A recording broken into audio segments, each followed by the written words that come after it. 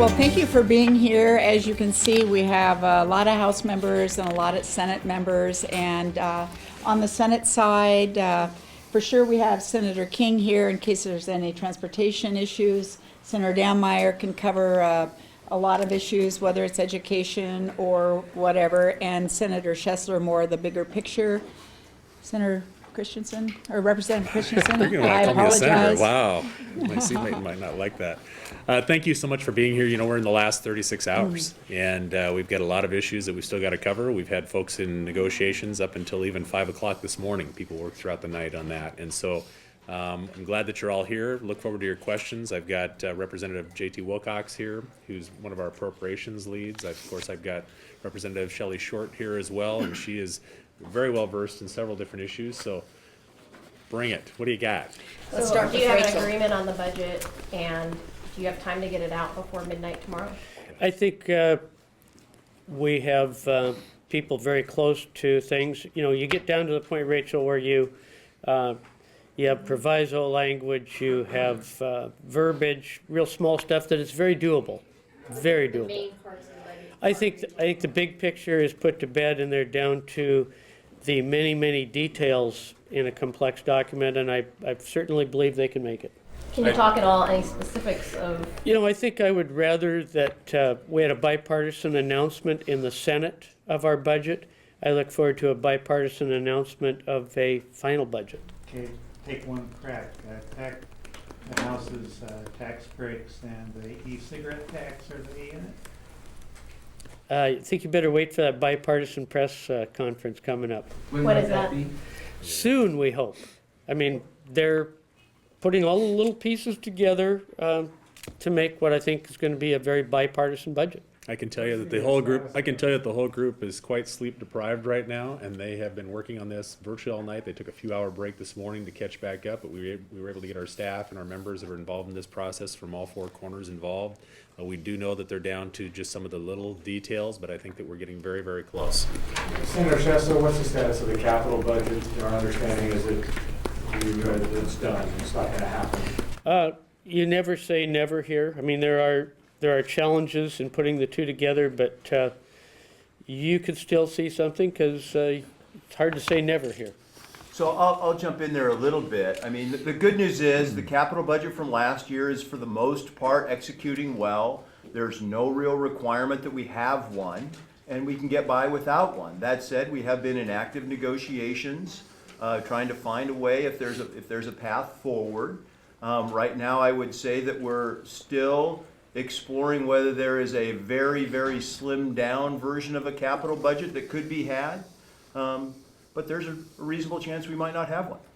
The word from the House, both caucuses in the House, is that the Senate Majority Coalition and the Senate chair of that committee shut down talks yesterday, and negotiations have been almost non-existent between the Senate and the House as a result of your committee's leadership. Can you respond to that? I would absolutely disagree with that characterization. I'm not sure who you were talking to over there. I've been involved in the negotiations, so I can speak directly to them.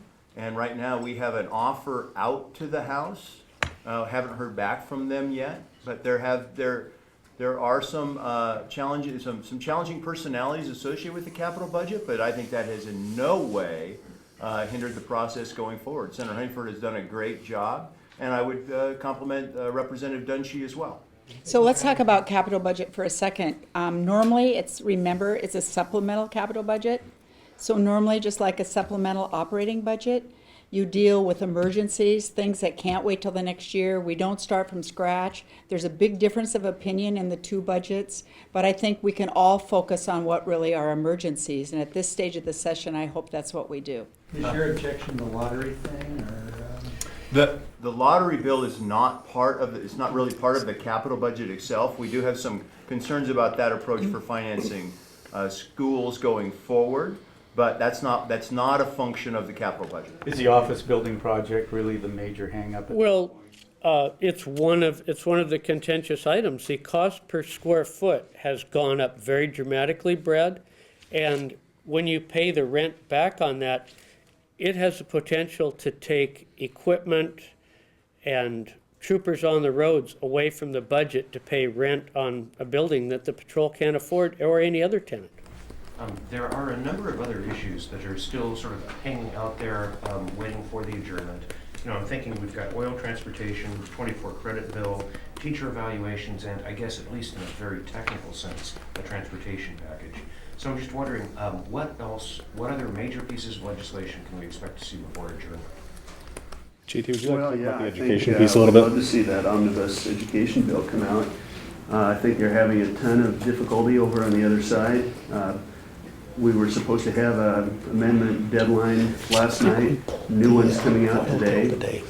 I think they are just Yeah. having trouble reaching basic agreement on something. On that note, You're right. I was just wondering, does that omnibus education bill include the teacher evaluations and the 24 credit? 24 credit is part of the omnibus, but not TCAP. Go ahead. And- I would just, I think what Representative Wilcox is referring to is Senate Bill 6552, which is kind of the 24 credit, 1,080-hour fix Right. Is the bill. issue with that bill that there's a resistance to reducing the requirement that schools get up to 1080 hours? Because that's kind of what was in your bill that went over there. No, I would say that the discussions are around the amount of flexibility associated with the 24 hours and how we do that. It's a significant policy move for, you know, as we increase our graduation requirements to 24 credits. I think there's some good constructive negotiations going back and forth between the House and the Senate in a bipartisan way, and I expect that we'll hopefully see that bill pop out this afternoon. And I would add, we did pull the oil transport bill out of rules today. We want to keep that alive. We would like to find good solutions there, and so that vehicle moved ahead this morning as well. Right. Are there any other major pieces of legislation that are still in play, not connected to the budget? I think theoretically anything could be, Eric. You know, if you have a willing 2/3 to suspend rules, the Speaker seems to find 2/3 to get things done, so we'll see. I'm Dana Rebick from Q13 Fox News, and on this topic of lingering bills, we had done an investigation into a daycare where there were 2 babies that had died at the same provider. Representative Ruth Kagi had sponsored a bill, 2165, that passed unanimously pretty much out of the House, and we were told on Friday that it was skipped over and at this point is dead. I know you guys are focusing on priorities, but can you maybe characterize for folks why maybe that bill didn't move, and if there are many others? We're told there are hundreds of bills that at this point aren't going to make it. Well, sure, there's several things to remember. Senator Kagi Representative Kagi worked tirelessly on House Bill 1651, and we exerted a phenomenal amount of hours to make that juvenile sealed records work. We got down to the point there were demands from House Republicans and House Democrats and our members to get things out, and I've never seen a cutoff where every good bill, every fixable bill got out. And it's unfortunate, we passed a very front page Seattle Times this morning that Representative Kagi's key bill. Took many, many hours of many people to get that out. The other bill, simply too many things going on in the final hours. How many bills aren't going to make it? I mean, we were told by a Senate spokesperson hundreds. Is that accurate? Oh, I think you'd have to go back and look at the last floor calendar, but sometimes bills just pile up, and we see the same thing happen in the other body. I guess my members could go over and ask the Speaker of the House why some of these bills didn't come out, but I'm not focusing on that. I think there were like 330 bills that passed the House. I mean, that's a lot of bills for the time frame we have in a short session, so a lot of the problem's just the volume. do you feel this has been a productive session? I think it is. What do you point to indicate that? Well, I think we're on path to continue a balanced budget, not just for this biennium, but for the next biennium. Having that fiscal responsibility, the commitment to education and higher ed. Following forward, I think everybody here could see things that they feel good about, and I think some of those are still in the queue, but the roller coaster ride of deficits and surpluses that I've seen in my career, stability is looking really good for people. What about the issues with the homeless fee and the veterans tuition? Are those on the Absolutely. A letter went out, press release from Senator Tom and myself, Speaker Chop, and Majority Leader Sullivan, that we were committed to moving those. If you look, we moved the document tax out of Ways and Means. We brought it out of rules today. We're moving the ball down the field, and we trust that the House will be moving issues down the field as well. We're absolutely committed to finding solutions and not just sound bites. Senator Sessom, it's coming up on a year anniversary of the scheduled bridge collapse. How can you justify passing no transportation package? Well, I think you could ask Senator King the difficulties in doing that. I think the last media availability we had, I said, you know, for the first time in my career, I was committed to a revenue package. That's a big ask, and I did it. And I think Senator King can explain once again how difficult a really big deal is. It's difficult, but this is something where people's lives were in danger. Many lives will still be in danger across the state if the maintenance budget is cut. Why can't you do it? Well, I don't think we're cutting the maintenance budget. And of the list, But it does, pardon me, but the maintenance budget does get cut if there is no package. well, So a lot I- of things get cut if there's no package. We've made a very concerted effort for the last 6 months to try and find agreement. You go back and look at where we have moved. You look at the changes we have made to try and come to their position. And then you look at what changes they've made to come to ours. And I would tell you that we've moved a heck of a lot more than they have. And they want to point their fingers at us and say, oh, it's all the MCC's fault, and it isn't. We've asked for reforms. We've said this from the very beginning. We have agreement on most of those reforms, but there's two that are, and there were three that were sticking. We took one of them off the table. And the answer we got was, well, thanks for taking that off the table, but even going to that low a position isn't enough. Now we want more. It's obvious to me that over the last month, the leadership in the House and the leadership in the Democratic side of the Senate were not interested in getting a revenue package out of this session, just because of the way they responded to the ideas that we put forth. Senator King, on that point, though, I imagine if we go over and ask them, they'll come back and say, you never presented a plan that had 25 votes here. There has never been a plan in the history of that I'm aware of this legislature where a transportation package required 25 votes out of one caucus. It's always been, 12 and 13 or some combination thereof. They didn't want to get to that. How often have you met, say, in the last 6 weeks?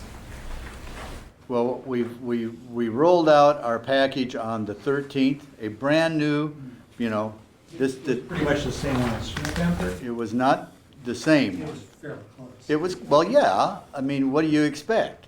But it was a new proposal that we rolled out to try and get negotiations started, because up to then, nothing had happened. And so we rolled it out, we met 2 days later, we had a great discussion, we came back on the 21st, and we made major concessions, we made major moves. And the response we got back 3 or 4 days later wasn't even written, it was verbal.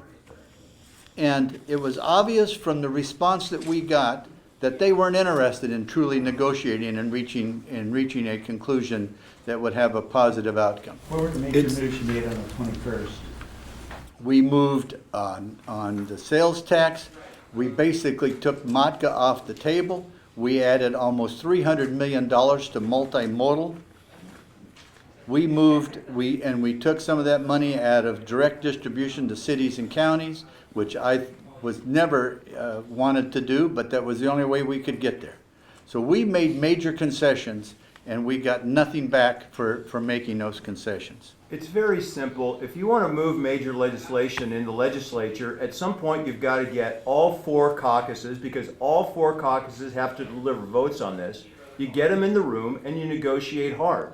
That stopped, I think, last December. I mean, it was very apparent, I think, to anybody, I'm sure you as observers, that you saw that it was becoming roadblock after roadblock. It wasn't about trying to get to yes, getting everybody in the room. That's what's necessary. I'd be interested in hearing Dan's comments on it as well. Well, and you're absolutely right, Senator Dammeier, is that since we showed up down here in January, I've not seen an effort, even by the governor, frankly, to try and reconnect with all four corners to get us talking about transportation to the level that we were during the off-season last year. We had, I believe, 12 or 13 meetings that took place during the interim. The governor called for a close of those meetings the first half of December with the intent of starting that back up once we got down here. That just didn't happen. And I never got a call from the governor to do that. I didn't get any sense that there was any appetite for it. While I did appreciate the efforts that were being put together by certain individuals down here, Senator King included, there was never a cohesive effort by all the leaders of the majority caucuses and the minority caucuses in the governor's office, to get together in something that we could move forward. Has the governor failed to lead on this? The governor has not put together the team that was working forward last year. Can I ask about medical marijuana and where that stands? Well, I think it stands In the House. in the House, stalled. The bar is very high with the initiative, requires 2/3 vote. We exceeded that. We had a bipartisan vote. It's up to the House to make a move now. It sounds like it's up to the House Republicans in part, so where are you on your concerns with that measure? We have caucused about it several times so far. The Democrat leadership has not brought it to the floor for a vote. And we know we've got enough votes over there. The question is the political will, I think, of the majority to move this thing forward. Are there Will retail amendments though stores that you're pushing before they? Well, the couple of concerns that we do have, that have been expressed it's been all over this campus, is the local impact. When it comes to the taxes, how are the taxes going to be distributed? Is it going to, if it's just going to go to the state isn't who's involved in the enforcement of the laws when it comes down to our local municipalities. Late in the game, as the bill passed out of the Senate, apparently that local impact was not there. That has brought a lot of concern, of course, to the House, and we're trying to deal with that. Should local governments get tax distributions only if they allow recreational marijuana operations within their boundaries? Well, I think that's part of the debate. Right now, you've got moratoriums going on more than anything else in our local municipalities because they are concerned about the impact that they're going to be hit with when it comes to enforcement aspects of this. Most of the enforcement is going to be at the county and city levels. And because of the way the bill passed out, the concerns are those counties and cities going to be compensated to deal with the expenditures they're going to be facing? You've also got the tax implications. If the state is going to be receiving all the tax dollars, what's going to be the appetite, if it was to pass out as it did out of the Senate, what's going to be the appetite of ever getting money to the local governments out there? Is the state ever going to secede some of those taxes to the local level? So those are the discussions that are taking place. Passes, recreational system still goes online this summer. Those questions are still unanswered. You're still going to have moratoriums. What consideration is given, if any, to, on the local end, giving local governments the option to add their additional tax?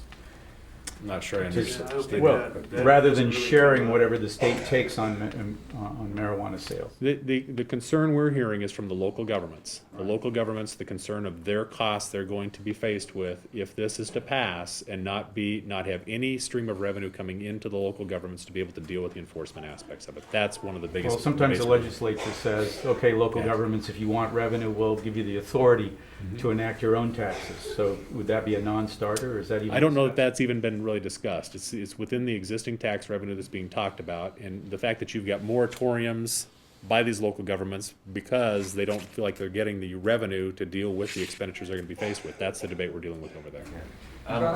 You brought up the oil transport bill. Yes. I assume you're referring to the barrel tax Yes. bill. Senator Ranker and other Democrats have indicated they want amendments to that bill. Are Republicans willing to allow amendments like the reporting or changing the language from just crude oil? I think the devil's in the details there. You have to decide, what the details are. The amendment sounds good, but the details may not be workable. I think you also have to decide, do you want politics or do you want policy? If we don't come to an agreement, we don't get the policy that has the consistent level of funding for cleanup. So I hope they become more interested in policy and less in politics. Okay, to follow up on that, the oil transportation safety bills. I think the Republican one is sort of dead, and the Democrat one is stalled. Is there a danger of not having some sort of oil transportation safety? Well, that's why we have one on the floor calendar now, John. We pulled it out of rule. It doesn't. That doesn't really address the It studies. doesn't address the studies and getting Let's take a step forward. Let's take several steps forward. This is a new phenomena, new issue out there, but let's get to what we can agree on and move ahead and forget about anything but what policy can we move. I want to get back to one of those other big issues that is still outstanding, the teacher evaluation issue. I'm curious what's going on with that, and also if you guys might be able to comment on the comment that appeared from the union in the Daily Olympian yesterday saying, we don't need this bill, school districts have a lot of money. So this is an area where I would applaud the governor, where he has been out actively leading, and he has gone out in front working with the Secretary of Education and working with the caucuses down here. That said, there's a special interest that has a lot of sway in certain places, and it is becoming very problematic. There's a lot of misinformation being spread about this bill and about the true cost impacts.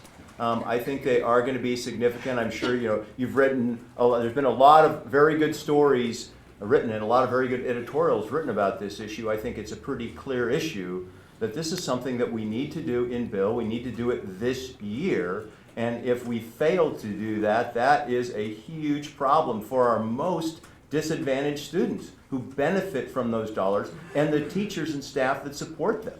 So this is a big deal. And I am still hopeful. Granted, the session is coming to a rapid conclusion here. I'm still hopeful that we will have an agreed upon bill. We also pulled the Senate version of the bill, 5880, out of rules today. And I would expect that if nothing else, we're going to run that thing off the floor.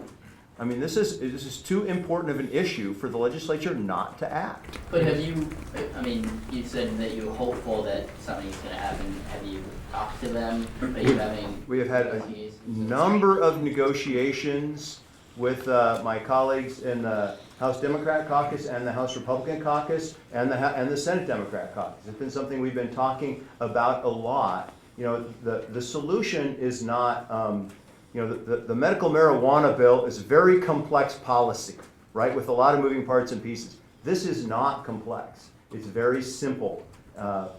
Can to must, whether you delay it to 17 or 18 or not. Those are the real only moving parts and pieces. It's just about a matter of getting the political will to move it and whether this legislature has that will. Is your caucus willing to give on the delay? Because your bill wouldn't do that, wouldn't delay the requirement, and you guys have expressed some concerns about whether that will even get us the child left behind waiver renewed. So are you willing to give? There certainly is some concern. The clearest way to getting the waiver from the federal government, allowing us the full flexibility in using that money, is the can to must change. If we delay it to 15-16, there's been a lot of work by the Superintendent of Public Instruction's office to grease the skids for that. We're confident that would go. 17 to 18 is a little farther, but in the interest of getting something out of the legislature, we're actively looking at that and seeing what we can do on that front. So I would kind of stay tuned for that issue. Can we do everything we want to do by midnight tomorrow? Do you see a special session? I see a very clear path forward. The single most important thing is the budget, and the most important people in this town are working on the final details. That is the most important thing, and there's a very clear path forward. Is there any new revenue still a part of the greater budget discussions? I think you better come to the bipartisan press release when they announce their deal, Brad. I'm not prepared to give. Today or tomorrow? Well, I'm not saying whether it's in a final deal, but does it I'm remain not part of the discussion? prepared to announce any of the deals, any of the final parts. It'll make a better news story when it happens. And I don't think Speaker Chop probably would say much yet either. But we're very optimistic because the right people are talking and working with a clear path out of here. I'm not sure I wanna how ask to you answer a the question. in-state, Oh, the go ahead. in-state tuition question regarding military veterans. Is that moving forward? Yes. No, the intent there is there was an agreement that was made to make sure that that bill got out of here. And so there is a pathway to get that out of here as well. The intent is to pass that bill. Okay, I wanted to ask that second to last question in a clearer way. Do you guys expect to be adjourning by midnight on Thursday? For, excuse me, adjourning without coming back in special session? I do. I do too. Absolutely. I've seen, I don't think there's anyone here that wishes that on the members or the public again, Republican or Democrat. We have time for one more question. This is awesome. Yeah. Awesome. One real quick one, it's I'm not sure if it was an NTIB, but Joel's Law, it was allowing for, especially parents to allow to get their sons or daughters into mental health treatment, to keep them off the street, and they get judicial review. It passed overwhelmingly out of the House and is in rules here. Yeah, and I think that's still one of the last moving pieces.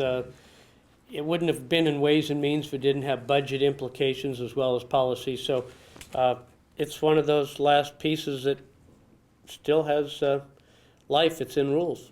And if I may, with respect to that too, there are a lot of, every year, there's a lot of bills that I think have good intent, that are good policy, that in a supplemental year, there's just not the time to get through every one of them. One of the things I will say, though, that even in a long session, there are bills that don't make it through the first time. And so issues like what you just brought up there, I'm sure are ones that we're going to revisit next year if we don't get it out of here this year.